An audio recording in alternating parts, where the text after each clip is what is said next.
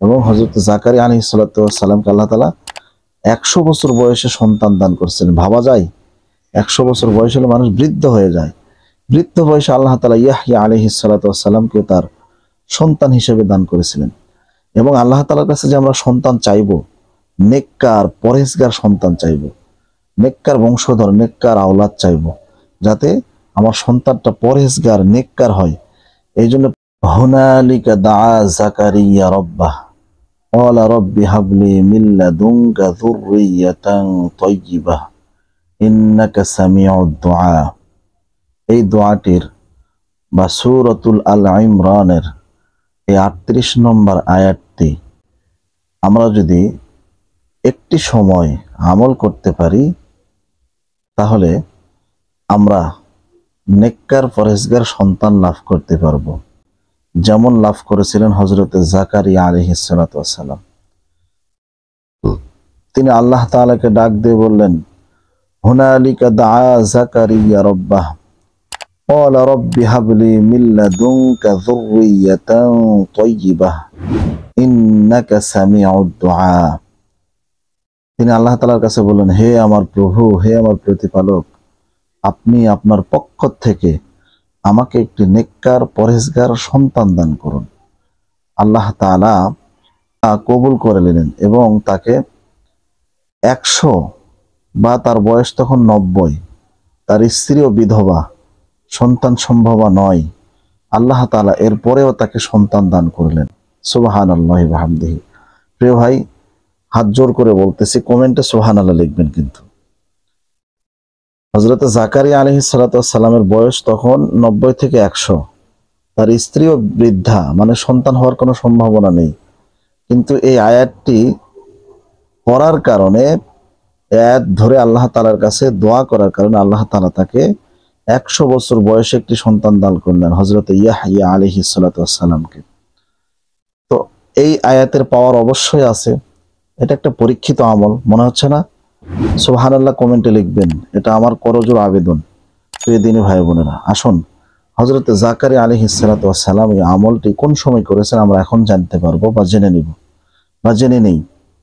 প্রিয় দিনী ভাই বোনেরা, এই আমলটি সঙ্গে আমি আরেকটি আল্লাহ তাআলার গুণবাচক নাম 100% দোয়া কবুল হওয়ার জন্য আমি একটু লাগাইয়ে দিতে চাই। সেটা হচ্ছে ইয়া ওয়াহ্হাবু, ইয়া ওয়াহ্হাবু।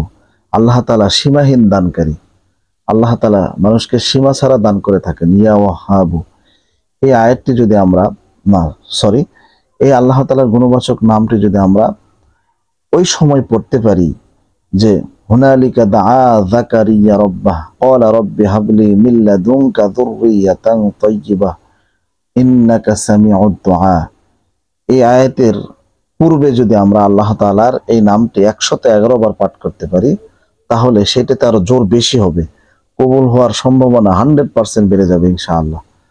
তো আমরা এখন জানবো যে আমলটি কোন সময় আমরা করব।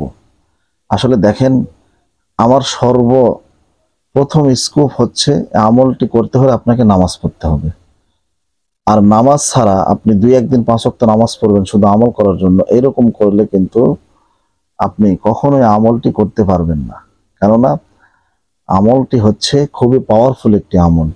এবং হযরত জাকারিয়া আলাইহিস সালাতু ওয়াস সালামকে আল্লাহ তাআলা 100 বছর বয়সে সন্তান দান করেছিলেন। ভাবা যায় 100 বছর বয়স হলে মানুষ বৃদ্ধ হয়ে যায়। বৃদ্ধ বয়সে আল্লাহ তাআলা ইয়াহইয়া আলাইহিস সালাতু ওয়াস সালামকে তার সন্তান হিসেবে দান করেছিলেন। এবং আল্লাহ তাআলার কাছে যে আমরা সন্তান চাইবো, নেককার পরহেজগার সন্তান চাইবো, নেককার বংশধর, নেককার আওলাদ চাইবো, যাতে আমার সন্তানটা পরহেজগার নেককার হয়। এই জন্য প্রিয় দিনী ভাই বোনেরা, আমলটি আপনাদের জন্য আমি বাছাইকৃতভাবে নিয়ে আসলাম। এটা একটি পরীক্ষিত আমল। 100 বছর বয়সে যদি একটা মানুষের সন্তান হয়, একজন নবীর সন্তান আল্লাহ তাআলা দিতে পারেন, তাহলে আমাকে আপনাকে কেন দিবেন না? অবশ্যই দিবেন। কমেন্টে এখনই সুবহানাল্লাহ লিখুন।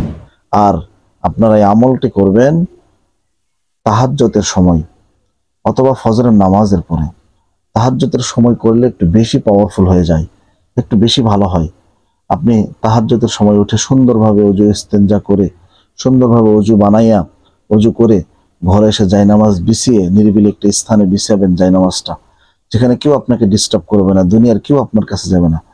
এই সমস্ত জায়গাতে জায়নামাজ বিছাইয়া পাক পবিত্র জায়গাতে জায়নামাজ বিছিয়ে 2 রাকাত 2 রাকাত করে আপনি 4 রাকাত 10 রাকাত 12 রাকাত 20 রাকাত নামাজ পড়ে নেবেন। নেওয়ার পরে নামাজরত অবস্থায় অর্থাৎ আত্তাহিয়াতুস সূরাতে বসে আপনি আল্লাহ তাআলার কাছে এইভাবে পড়বেন। সর্বপ্রথম 3 বার দরুদ ইব্রাহিম পাঠ করবেন। আল্লাহুম্মা সাল্লি আলা মুহাম্মাদিন ওয়া আলা আলি মুহাম্মাদ কামা সাল্লাইতা আলা ইব্রাহিম ওয়া আলা আলি ইব্রাহিম ইন্নাকা হামিদুম মাজিদ। আল্লাহুম্মা বারিক আলা মুহাম্মাদিন ওয়া আলা আলি মুহাম্মাদ কামা বারাকতা আলা ইব্রাহিম ওয়া আলা আলি ইব্রাহিম ইন্নাকা হামিদুম মাজিদ। দরুদ ইব্রাহিম 3 বার পাঠ করা শেষ হয়ে গেলে আপনারা আল্লাহ তাআলার সেই গুণবাচক নামটি পড়বেন, ইয়া ওয়াহ্হাবু অথবা আল ওয়াহ্হাবু। আপনি যেভাবে পড়বেন সেইভাবেই হবে। ইয়া ওয়াহ্হাবু, ইয়া ওয়াহ্হাবু, ইয়া ওয়াহ্হাবু, ইয়া ওয়াহ্হাবু, ইয়া ওয়াহ্হাবু, ইয়া ওয়াহ্হাবু। এইভাবে 111 বার হাতের গিরাতে ধরে ইয়া ওয়াহ্হাবু, ইয়া ওয়াহ্হাবু, ইয়া ওয়াহ্হাবু, ইয়া ওয়াহ্হাবু, এইভাবে 111 বার আপনারা পাঠ করে নেবেন। নেওয়ার পরে এই আয়াতটি আপনারা 3 বার পাঠ করে নেবেন।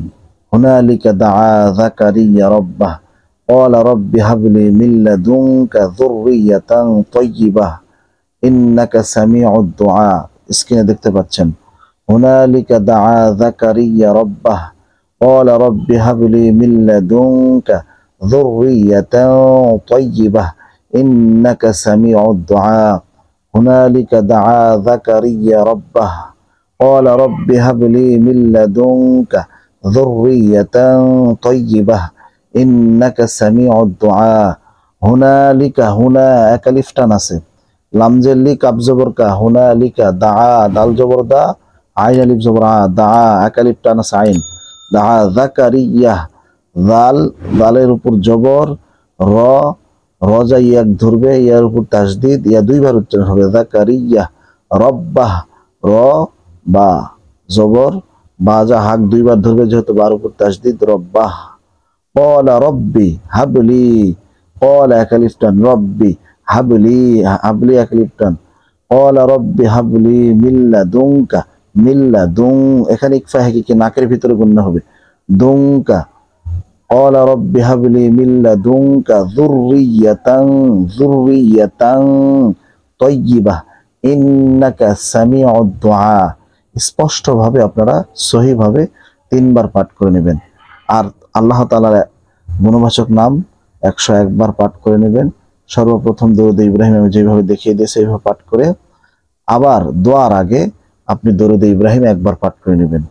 নেওয়ার পরে আপনার নিজের ভাষায় আপনি আল্লাহ তাআলার কাছে হাত উঠাইয়া দোয়া করবেন যে আল্লাহ, আপনি আমাকে নেককার পরহেজগার সন্তান দান করুন, নেককার আওলাদ দান করুন, নেককার বংশধর দান করুন, পরহেজগার সন্তান দান করুন।